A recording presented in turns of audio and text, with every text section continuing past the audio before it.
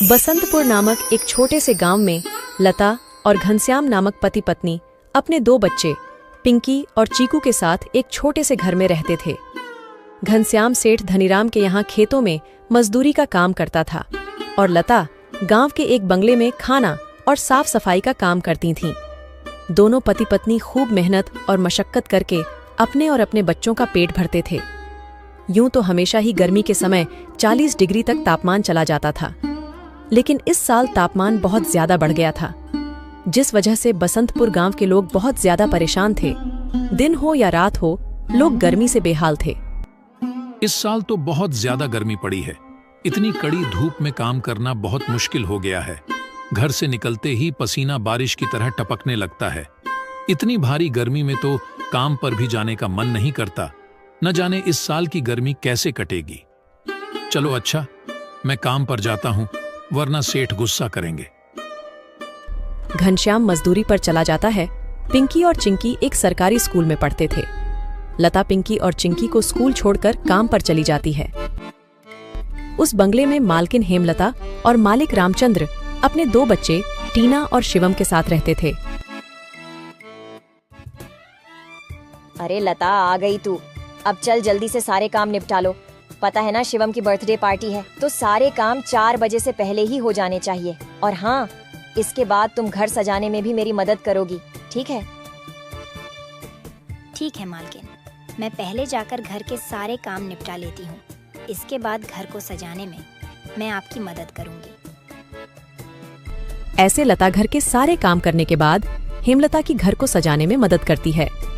हेमलता और लता मिलकर पूरे घर को अच्छी तरह से सजा देते हैं।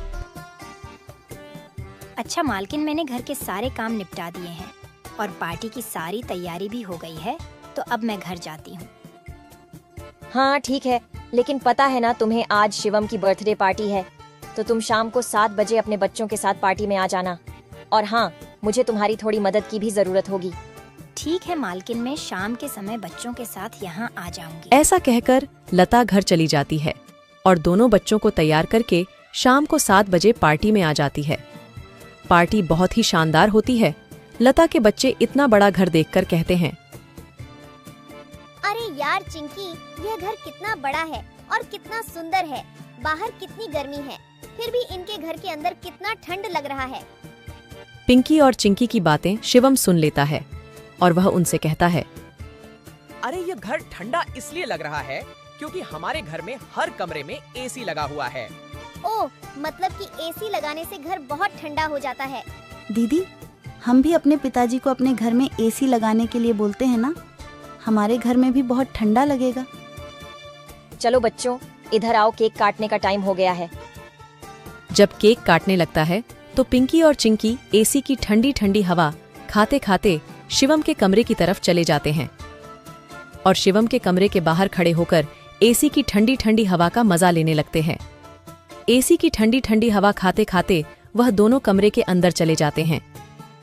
दीदी, यह कमरा तो सबसे ठंडा है, इसमें कितनी ठंडक है। और दीदी, यह देखो, यह बिस्तर कितना सुंदर है, बिल्कुल मखमल जैसा।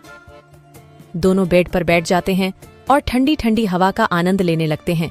देखते ही देखते 15 मिनट बीत जाते हैं और आराम करते करते कब दोनों की आंख लग जाती है, उन्हें पता ही नहीं चलता। इतने ही देर में अचानक से शिवम की बहन टीना कमरे में आ जाती है। वह पिंकी और चिंकी दोनों को शिवम की बेड पर लेटा देखकर जोर से भड़कती है। ये दोनों मेरे कमरे में क्या कर रहे हैं? माँ इधर आओ, देखो ये दोनों मेरे बेड पर क्या कर रहे हैं। टीना की आवाज सुनकर हेमलता कमरे में आती है। तुम दोनों अभी के अभी मेरे बेड से उठो। पिंकी और चिंकी हेमलता की आवाज सुनकर जग जाते हैं। लता भी हेमलता की आवाज सुनकर भागी भागी चली आती है। क्या हुआ मालकिन? आपकी बहुत जोर से नीचे आवाज आ रही थी। क्या हुआ? ये पूछ, क्या नहीं हुआ? ये देख नहीं रही तू? तेरे बच्चों ने अपने गंदे मेले बदबूदार कपड़ों से मेरा पूरा बेड गंदा कर दिया। तेरे बच्चों ने एसी देखा नहीं कि सोने चले मेरे बेड पे। हद होती है यार। मैं तो तेरे बच्चों को इसलिए बुलाया था कि इनका भी थोड़ा मन लग जाएगा। इन्होंने कभी ऐसी पार्टी लाइफ में देखी नहीं होगी, ये भी देख लेंगे। पर ये तो अपनी औकात ही भूल गए। ये हमारा घर है, कोई धर्मशाला नहीं कि कोई भी भिखारी हमारे कमरे में आ जाएगा और आकर के सो जाएगा। तू अभी के अभी अपने बच्चों को लेकर निकल यहाँ से। और हाँ, कल से काम पर भी आने की जरूरत नहीं है। मालकिन ऐसा मत करो, मेरी बात तो सुनो।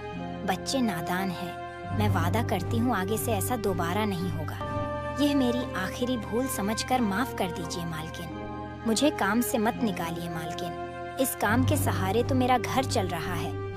ये तेरी सर दर्द है। अब तू यहाँ पर काम नहीं कर सकती। अब तू अपने बच्चों को ले और यहाँ से निकाल।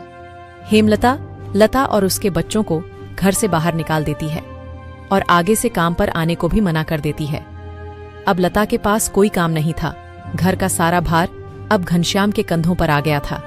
हे भगवान, आज तो खाना बनाने के लिए आटा भी नहीं है। अब मैं आटा कहाँ से लाऊं? मेरे पास तो अब और पैसे भी नहीं है। और जो तनख्वाह घनश्याम जी को मिली थी वह सब घर खर्चे में खत्म हो गए। मेरा क्या है, मैं तो पानी पीकर भी सो जाऊंगी, पर बच्चों को क्या? भूखे पेट इन्हें नींद कैसे आएगी? आ गए आप। घर में राशन खत्म हो गया है। आज खाने में कुछ नहीं बना है। कोई बात नहीं, खाना आज मैं अपने साथ लेकर आया हूँ। सेठ जी के यहाँ पर आज दावत थी तो उन्होंने कुछ खाना बच्चों के लिए भी भिजवा दिया है।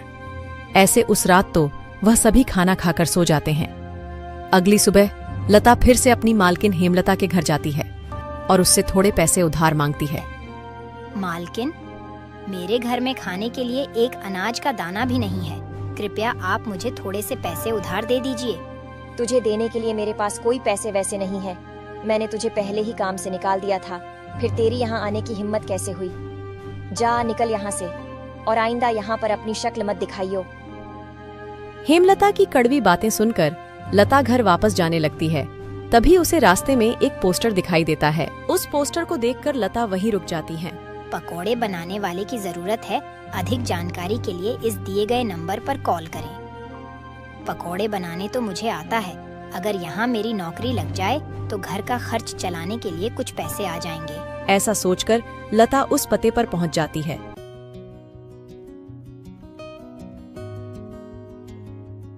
भैया, मैंने आपका पोस्टर देखा। आपको किसी पकोड़े बनाने वाले की जरूरत है? हाँ, जरूर तो है। तुम पकोड़ा बना लोगी। क्या तुम्हें पकोड़े बनाने आते हैं? हाँ, सब मुझे कई तरह के पकोड़े बनाने आते हैं, जैसे मिर्च का पकोड़ा, पालक का पकोड़ा, पनीर का पकोड़ा और भी कई प्रकार के पकोड़े मुझे बनाने आते हैं। तो ठीक है, तुम आज से ही काम पर लग सकती हो। ऐसे लता पकोड़े बनाने वाले के साथ काम पर लग जाती है और ग्राहकों को पकोड़े सर्व करने लगती है। ऐसे ही शाम हो जाती है और रमेश के सारे पकोड़े बिक जाते हैं। चलो, आज तो सारे पकोड़े बिक गए। आज तो तुमने पकोड़े सिर्फ सर्वे किए हैं, लेकिन कल से तुम्हें पकोड़े बनाने भी होंगे। हाँ साहब, मैं बहुत ही स्वादिष्ट पकोड़े बनाना जानती हूँ। तो ठीक है, ये लो आज के काम के पैसे।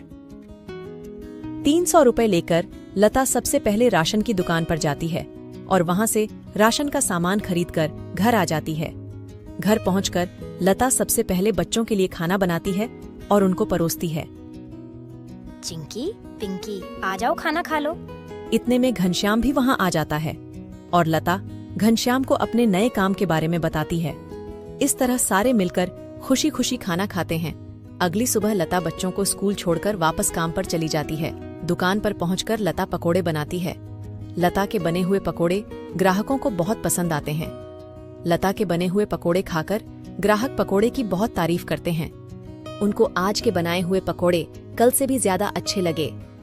रमेश भाई, तुम्हारे आज के पकोड़े का तो कोई जवाब ही नहीं। इससे स्वादिष्ट पकोड़े मैंने आज से पहले इस होटल में कभी नहीं खाए। आखिर आज ऐसा क्या मिलाया है इन पकोड़ों में जो इतने स्वादिष्ट बने हैं? आज तो मैं एक और प्लेट खाऊंगा। मेरे लिए एक एक्स्ट्रा प्लेट पकोड़े लगा दो। ऐसे रमेश अपने ग्राहकों के मुंह से पकोड़े की तारीफ को सुनकर लता से कहता है। लता, तुम्हारे हाथ में तो जादू है। तुम्हारे हाथों के बने पकोड़े खाकर ग्राहक एक एक एक्स्ट्रा प्लेट पकोड़े खा रहे हैं। तुमने तो कमाल ही कर दिया। आखिर ऐसा क्या मिलाया है इन पकोड़े में जो ग्राहक इतनी तारीफ कर रहे हैं? साहब जी, कुछ खास नहीं मिलाया है, बस थोड़े से नमक मिर्च मसाले बराबर मात्रा में डाले हैं, बस। ऐसे रमेश के आज के पकोड़े बहुत जल्द ही खत्म हो जाते हैं। आज तो पकोड़े बहुत जल्द ही खत्म हो गए। कल से हमें और ज्यादा से ज्यादा पकोड़े बनाने होंगे। और हाँ, अब हमारी पकौड़ों की सेल और ज्यादा अच्छी होने लगी है, इसलिए कल मैं दुकान में एसी लगवा रहा हूँ। इससे ग्राहक भी एसी की ठंडी ठंडी हवा में पकोड़ों का मजा लेंगे और हमारे पकोड़े की सेल और ज्यादा बढ़ेगी। तुम क्या कहती हो? साहब, विचार तो बहुत अच्छा है। अगले दिन रमेश अपनी दुकान में एसी लगवा लेता है और जैसा उसने सोचा था वैसा ही हुआ। एसी लगने के बाद रमेश के दुकान पर ग्राहकों की संख्या बढ़ जाती है। ग्राहक ठंडी ठंडी हवा में बैठकर पकोड़े खाने का आनंद उठाते हैं। ऐसे रमेश के आज भी सारे पकोड़े बहुत जल्द ही बिक जाते हैं। शाम के समय जब लता घर वापस आती है और वह चिंकी और पिंकी को आपस में बातें करते हुए सुनती है। दीदी, उस दिन पार्टी में कितना मजा आ रहा था ना। कहाँ हम उस दिन एसी की ठंडी ठंडी हवा खा रहे थे और कहाँ आज हम इतनी गर्मी में बैठे हैं। काश हमारे घर में भी एसी होती तो हम भी अभी एसी की ठंडी ठंडी हवा खा रहे होते। इतने में लता अंदर आ जाती हैं। अरे चिंकी और पिंकी, तुम दोनों क्या कर रहे हो? तुम दोनों ने अपने स्कूल का होमवर्क किया?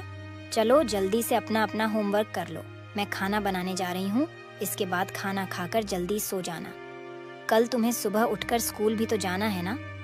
ठीक है माँ, हम स्कूल का काम करके आते हैं।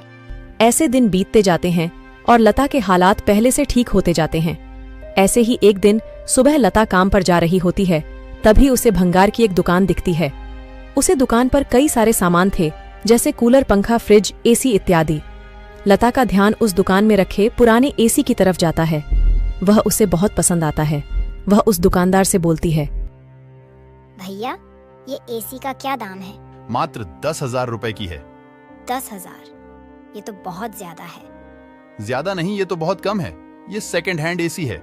अगर नई एसी खरीदने जाओगी तो 30,000 से कम की नहीं आएगी।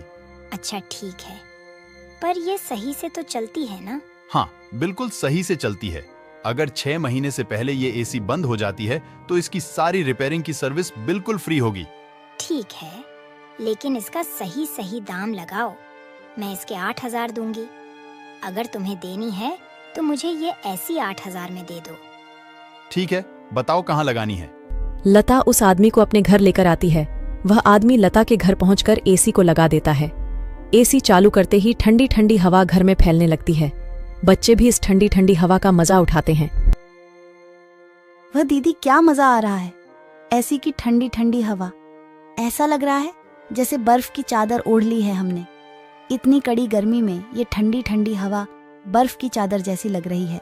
घर में एसी के लगते ही बच्चे बहुत खुश हो जाते हैं। घनश्याम भी घर पर आ जाता है। ओह, आखिर तुमने बच्चों की इच्छा पूरी कर ही दी। कैसे ना करती भला। बच्चे तो आखिर मेरी जान है। इनसे बढ़कर मेरे लिए कुछ भी नहीं। एसी लग जाने की वजह से बच्चे बहुत खुश होते हैं और लता की कमाई भी अच्छी होने लगती है। लता के बने हुए पकौड़ों की वजह से रमेश के दुकान पर ग्राहकों की भीड़ लगी रहती थी। इससे रमेश खुश होकर लता की तनख्वाह बढ़ा देता है। थोड़े दिन बाद घनश्याम भी सेठ धनीराम के यहाँ मजदूरी छोड़कर लता के साथ पकोड़े बनाने लगता है। दोनों को रमेश काफी अच्छी सैलरी देता था, जिससे उनका घर खर्च काफी आसानी से चल जाता था। बच्चे पूरी गर्मी एसी की ठंडी ठंडी हवा में गुजरते हैं और इस तरह वह लोग अपना जीवन खुशी खुशी जीने लगते हैं।